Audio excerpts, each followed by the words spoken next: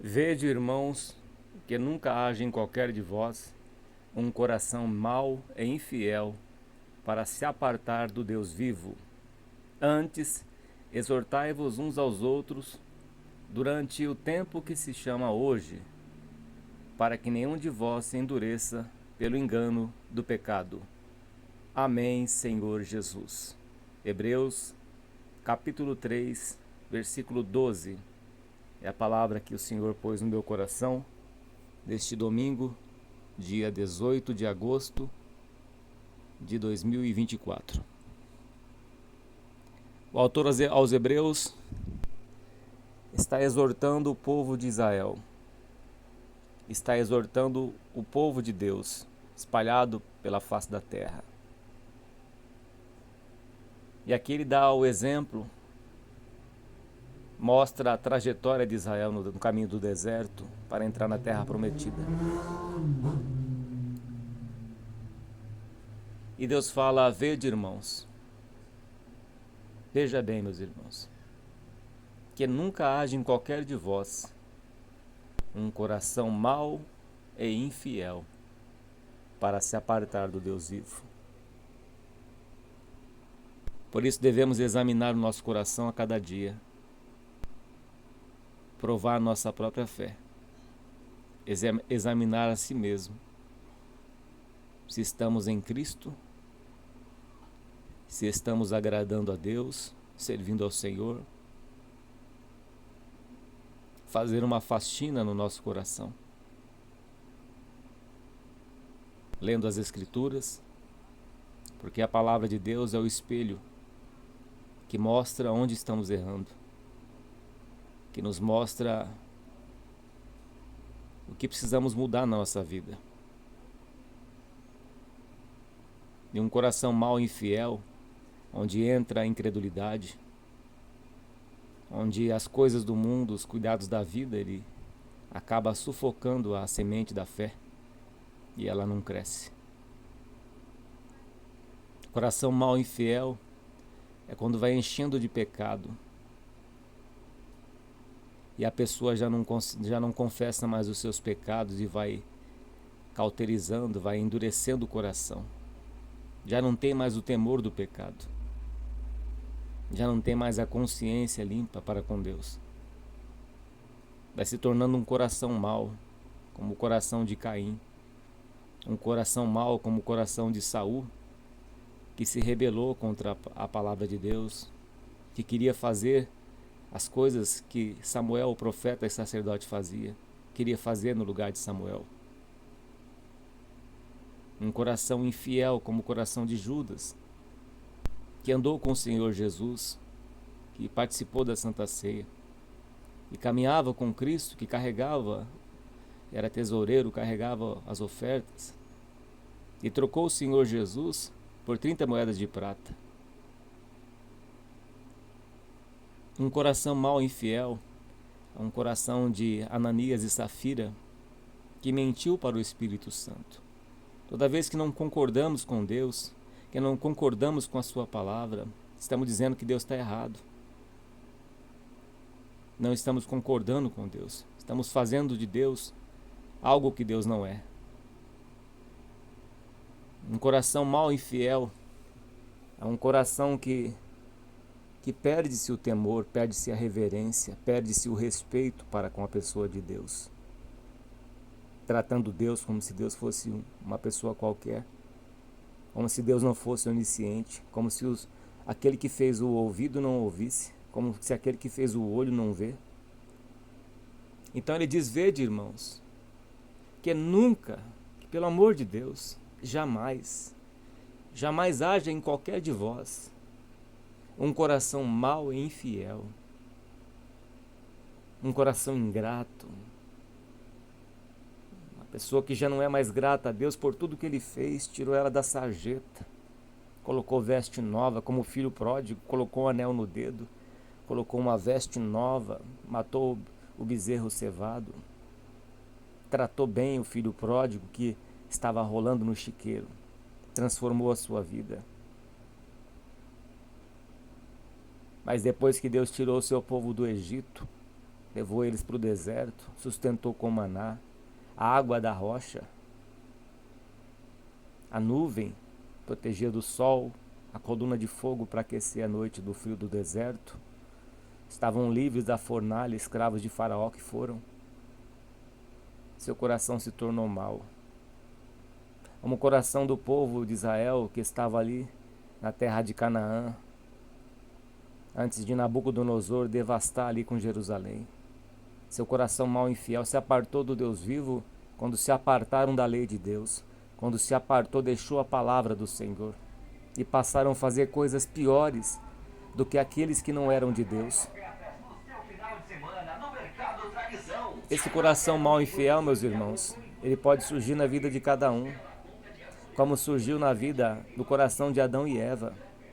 Adão fez pouco caso, nem se importou, aceitou o fruto de Eva, aceitou aquilo que ela lhe deu para comer, nem questionou.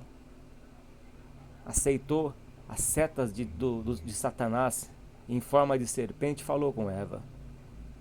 Eva aceitou a sugestão. Um coração mau e infiel. Coração mau e infiel nasceu no coração de Satanás, quando estava no céu, quando andava sobre pedras afogueadas. Queria colocar a cadeira dele acima do trono de Deus. Se ensoberbeceu e foi abatido, foi lançado por terra. Hoje ele já não é mais o querubim ungido, hoje ele é o príncipe das trevas, o pai da mentira, o acusador, e está condenado, porque o Senhor Jesus Cristo venceu na cruz do Calvário. O Senhor Jesus o venceu quando derramou o seu sangue na cruz, quando foi morto e ressuscitou ao terceiro dia, saiu como vencedor, como vitorioso, e pegou a chave da mão do diabo, a chave da morte e do inferno. Todo o poder lhe foi dado. Então um coração mau e infiel para com Deus é quando entra a soberba. Em Sodoma e Gomorra foi assim. O que derrubou os moradores de Sodoma e Gomorra? A ociosidade, a abundância de pão e a soberba. Um coração mau e infiel para se apartar do Deus vivo foi o que Deus falou para Salomão: se você for fiel, se você permanecer, Salomão, a condição é se guardares a minha palavra, se não se desviar para servir a outros deuses. Mas Salomão, na sua velhice, ele se desviou para outros deuses e fazia coisas piores do que as nações pagãs. Então, meus irmãos, o escritor de aos Hebreus, muitos dizem que é o apóstolo Paulo que escreveu essa carta, alguns dizem que é Lucas. Ele nos exorta, Deus nos exorta por esta palavra, para que não haja em nós um coração mau e infiel, para se apartar do Deus vivo. E voltando aqui no versículo 1, diz assim o texto: pelo que, irmãos santos, participantes da vocação celestial. É uma vocação celestial, meus irmãos, a carreira que nos está proposta, a vida que Deus quer nos dar, para entrarmos lá, tem uma preparação aqui. É como o atleta. Ele não será coroado se não militar, se não lutar legitimamente, se não se abster do pecado, se não mortificar a própria carne, como o apóstolo Paulo diz que esbofeteava o seu próprio rosto para não ser reprovado por Deus. Então somos participantes da vocação celestial.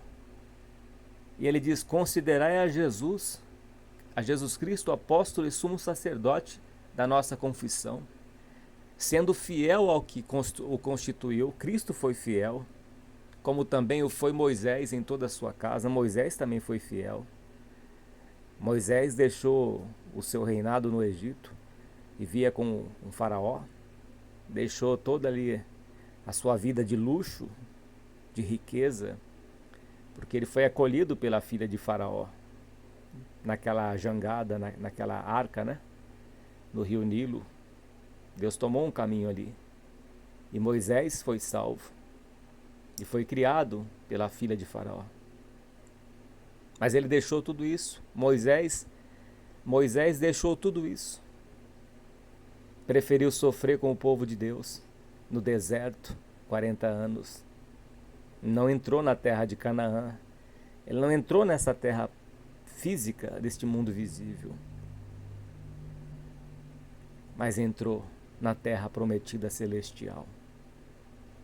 Certa vez ele apareceu no monte da transfiguração. Moisés e Elias estavam ali junto com o Senhor Jesus Cristo. Que Deus tem para nós, meus irmãos, nem olho viu, nem ouvido ouviu, e nem jamais penetrou no coração de ninguém, de ser humano algum. O que Deus tem preparado para aqueles que o amam. Aqueles que amam a Deus lutam pela vida eterna.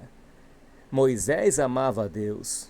Moisés passou 40 dias no Monte Sinai, na presença de Deus, não comeu, não bebeu, e quando ele desceu, o seu rosto resplandecia, teve que pôr o véu sobre sua face. Então Moisés foi fiel a Deus, o Senhor Jesus Cristo foi fiel a Deus, deixou toda a sua glória no céu, se fez servo, humilhou-se a si mesmo, não assumindo a forma de Deus aqui. Ele se fez humano, homem mortal, lavou os pés dos apóstolos, serviu, padeceu, foi julgado, foi condenado, foi crucificado, mas Deus o exaltou sobremaneira, depois de tão grande sacrifício e tão grande sofrimento. Porque ele é tido por digno de tanto maior glória do que Moisés. Cristo é tido com muito maior glória do que Moisés. Moisés foi um libertador. Cristo é o libertador. Cristo é tudo. É o Filho de Deus. É incomparável. Está acima de Adão. Está acima de Moisés. Cristo é Deus. É o Filho de Deus. Quanto maior honra do que a casa tem aquele que o edificou. Porque toda casa é edificada por alguém, mas o que edificou todas as coisas é Deus.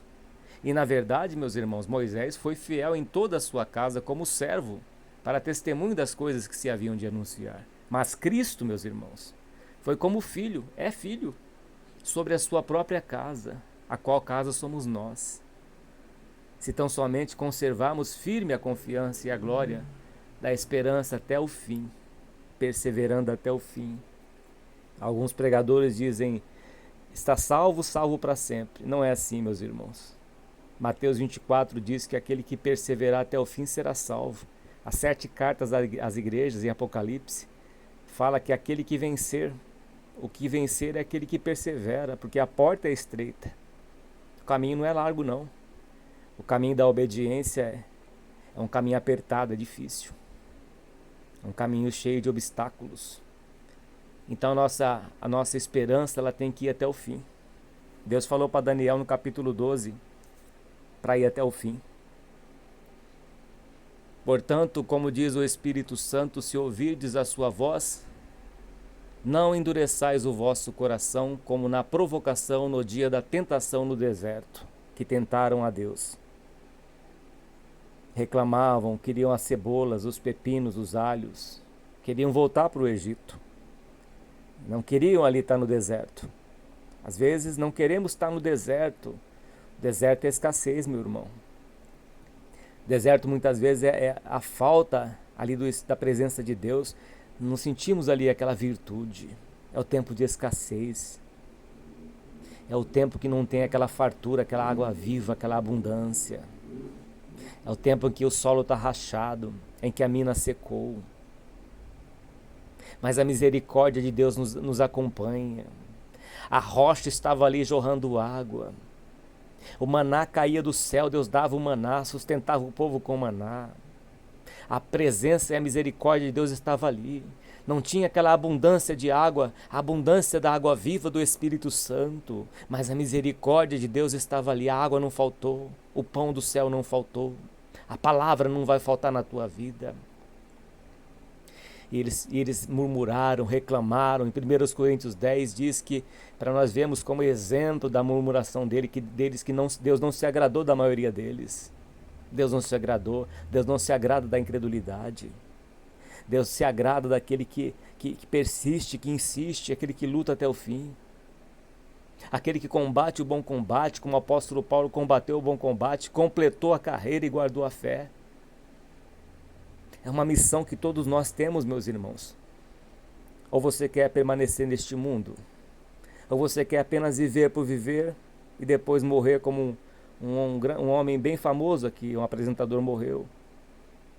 Chegou o seu tempo, a sua vida se foi. 93 anos, muito conhecido no Brasil e no mundo. Deixou tudo. Ele mesmo disse que ele era um mordomo, que o outro vai administrar aquilo que ele deixou. Olha o que é a nossa vida, meus irmãos. A glória do homem é como a flor da erva, ela seca. O que é secar? É envelhecer. Eclesiastes 12 diz que o gafanhoto vai ser um peso, a pessoa já não tem mais força para lutar contra os vírus e bactérias. Nosso corpo tem um prazo de validade. Deus não queria que Moisés vivesse ali sofrendo com problemas de coluna, com doenças, com cegueira, com enfermidades. Mas Deus disse para Moisés, Moisés, sobe o monte ali, morre ali. Morre ali, Moisés, porque eu tenho coisa melhor para você. É como Abraão, o pai da fé.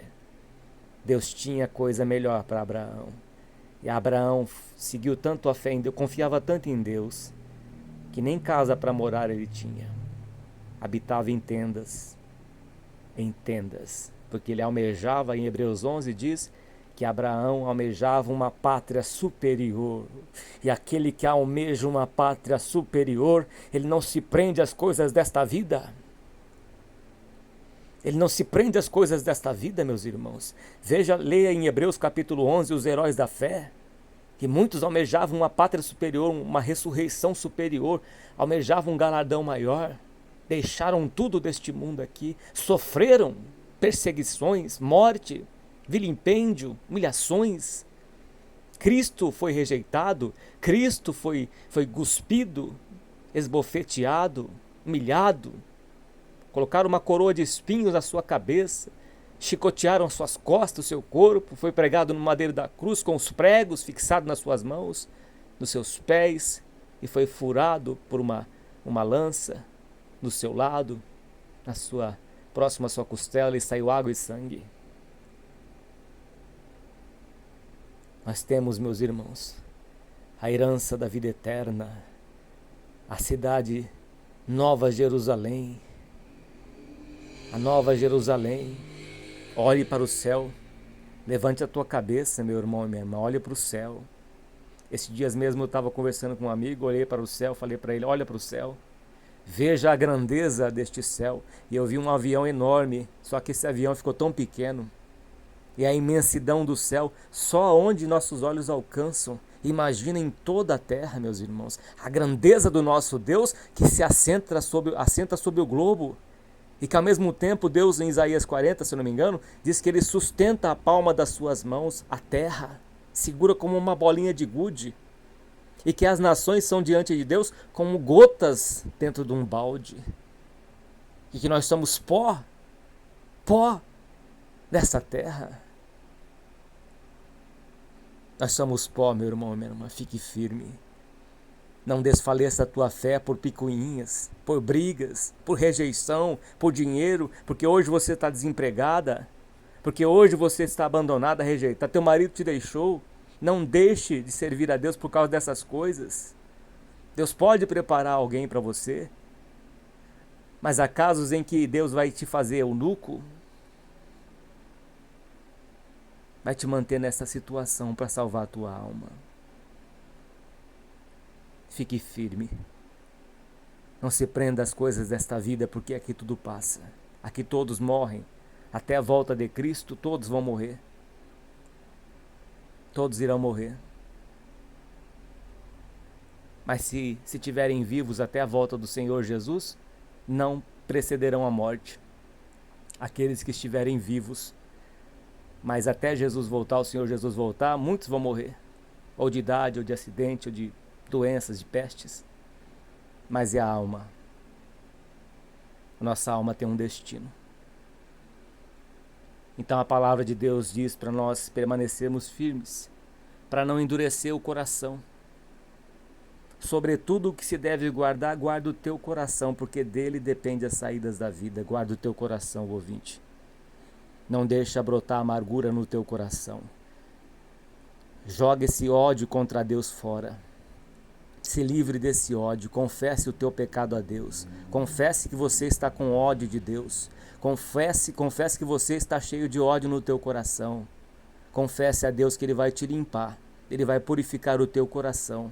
Ele vai fazer uma limpeza no teu coração, para você continuar a caminhada, porque Deus vai te perdoar. Ele não está te condenando, Ele está trazendo o pecado que está dentro de você, do teu coração, para Ele poder limpar. Para Deus poder limpar, você tem que jogar para fora. Você tem que confessar o teu pecado. Aquele que confessa e deixa alcança a misericórdia. Se confessarmos os nossos pecados, Ele é fiel para nos purificar de todo o pecado. E o sangue do Senhor Jesus nos purifica de todo o pecado. Por isso que me indignei contra esta geração e disse: estes sempre erram em seu coração, não conhecem os meus caminhos. Não conhecem os caminhos de Deus. Porque é como a onda do mar, como diz o apóstolo Tiago. É para lá e para cá.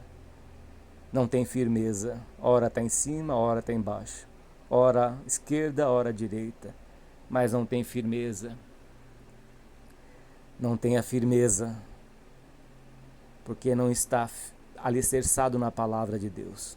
Não está se enchendo da palavra, não está lendo a palavra, não está examinando as escrituras, não está orando, não está congregando. Então perde a força totalmente.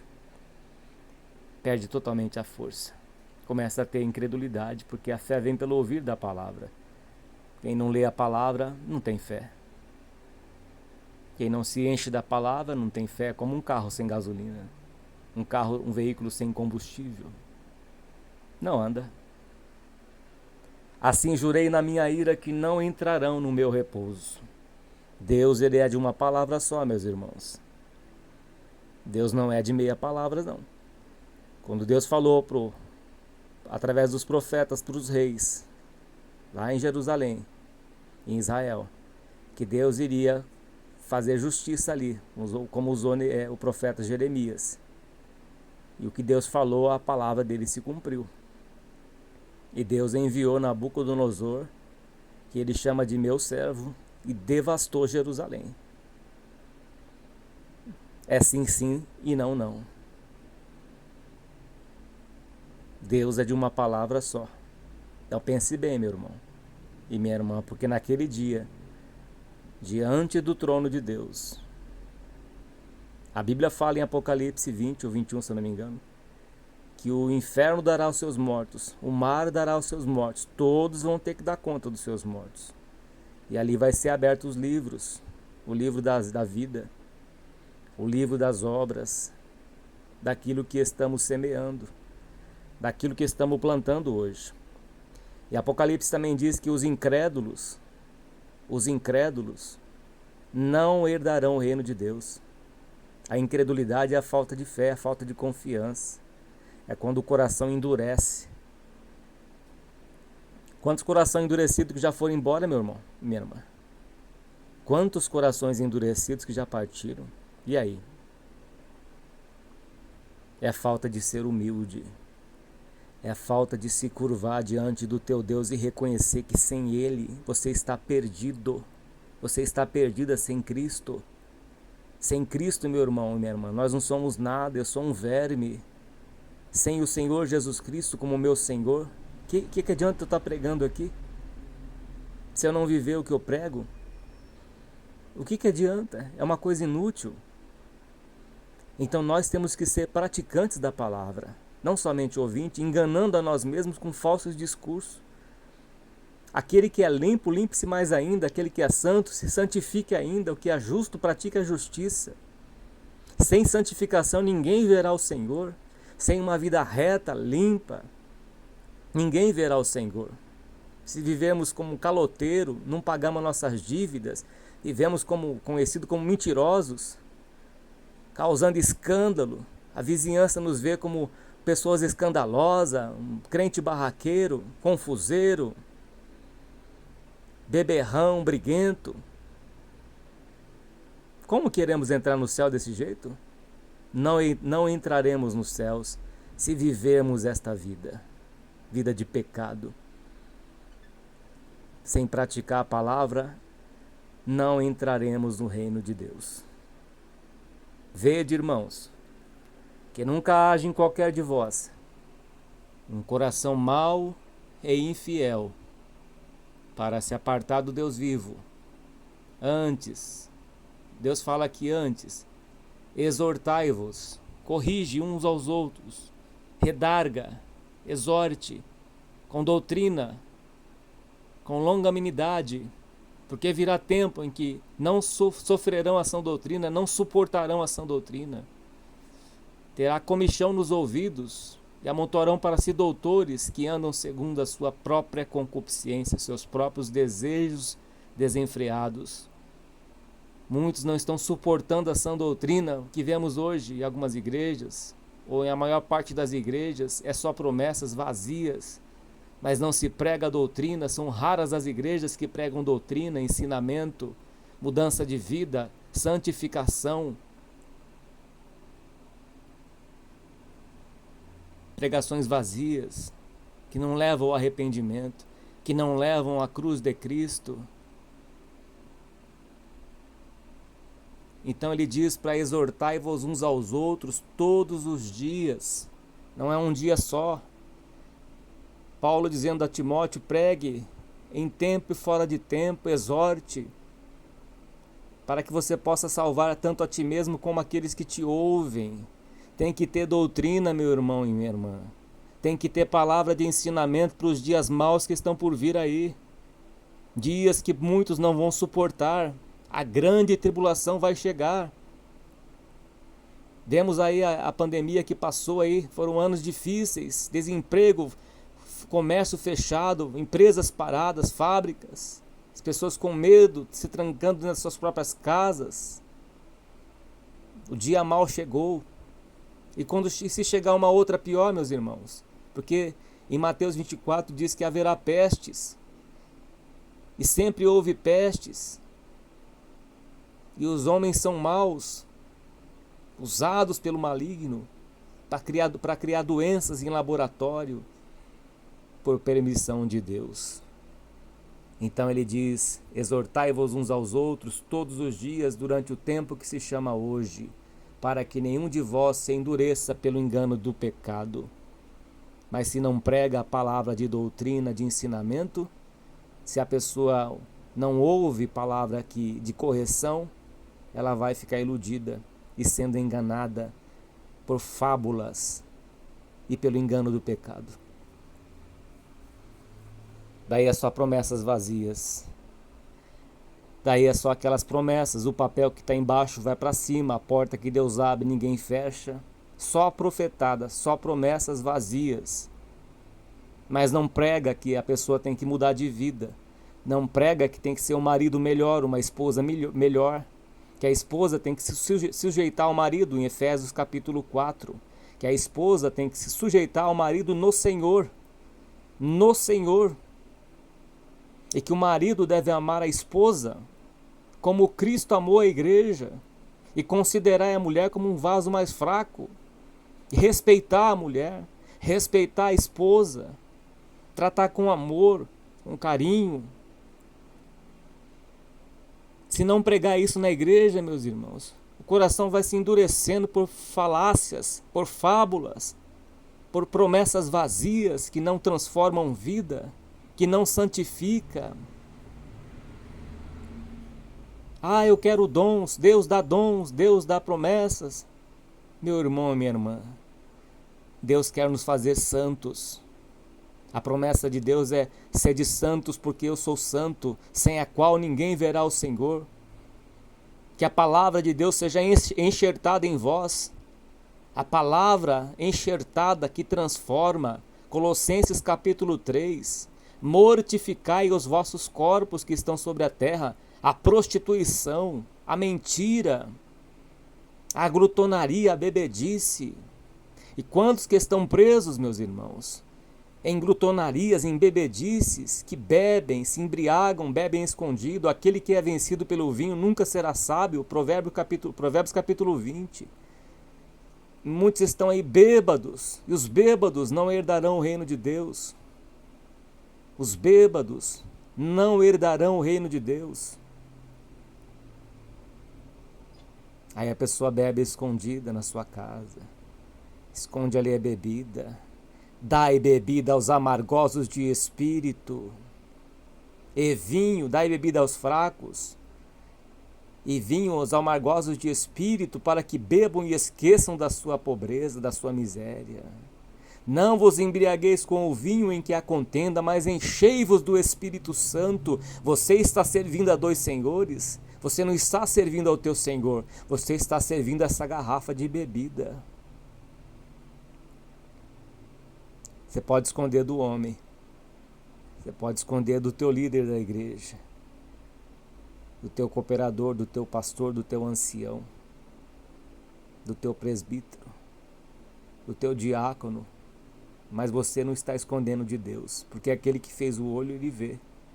E os bêbados não herdarão o reino de Deus, nem os bêbados, nem os efeminados, nem os sodomitas, nem os mentirosos, nem os adúlteros, nem os incrédulos, nem os abomináveis, não herdarão o reino de Deus, nem os idólatras, nem aquele que ama e pratica mentira, herdarão o reino de Deus.